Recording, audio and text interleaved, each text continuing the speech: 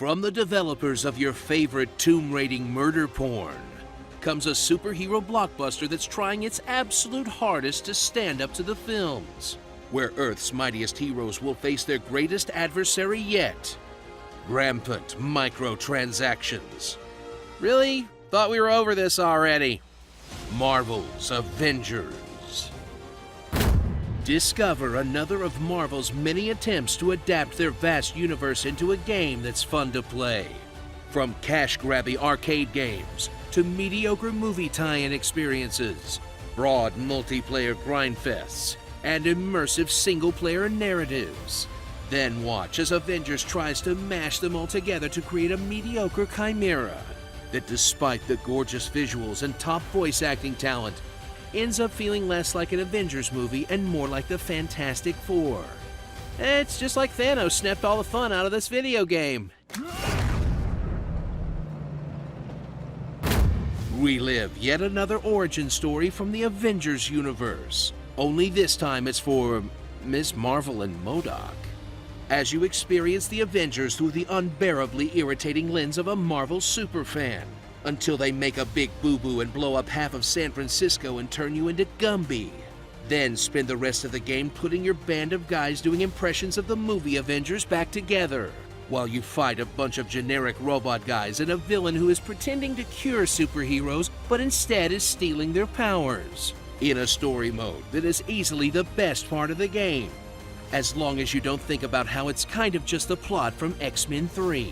I'm the Juggernaut, bitch!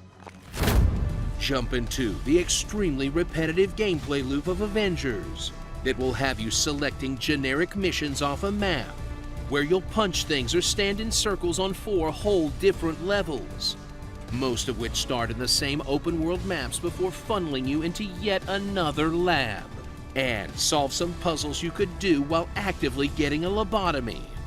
All to be rewarded with loot covered in inconsequential stat modifiers that doesn't change how your character looks at all. Then repeat this over and over and over again, so you can grind out more rep with the faction vendors and watch those numbers go up, in an experience that wears thin before they even get through the parts with the cutscenes. And you know there's a problem when flying around shooting missiles as Iron Man is boring.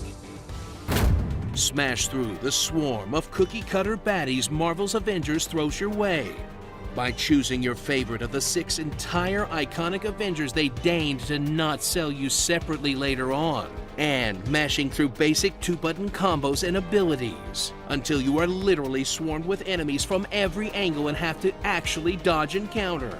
Or just get fed up and pop your ultimate to lay waste to all the bugs swarming around you. Then realize that all the abilities you're unlocking are either boring passives or basically identical for each character. And all of them play mostly the same anyway, in a battle system that is competent enough to be engaging but never quite makes it to fun. And that's before you spend 20 minutes upgrading and managing your equipment.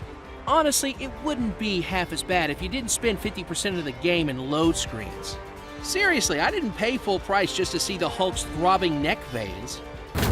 Once you've juiced the story for all it's worth, dive into the multiplayer that will give you the pleasure of playing the same shit you already played all over again, except with strangers this time.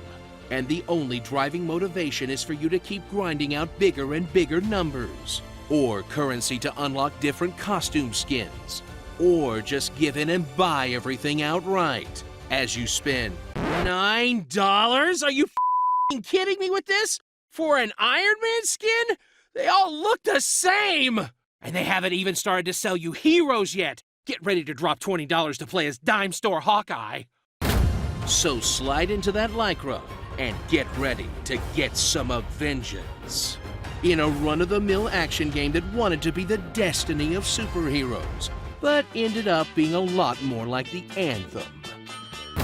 Starring Ting Angstrong, the incredibly depressed Hulk, Trailer Man, Lara Crafty, The Hammer is My Penis, Captain Americant, and America's leading brand Duracell, Marvel's Averagers. You know, if Square really wants to make money, they should just release a full nude Captain America skin. I mean, it worked for Chris Evans.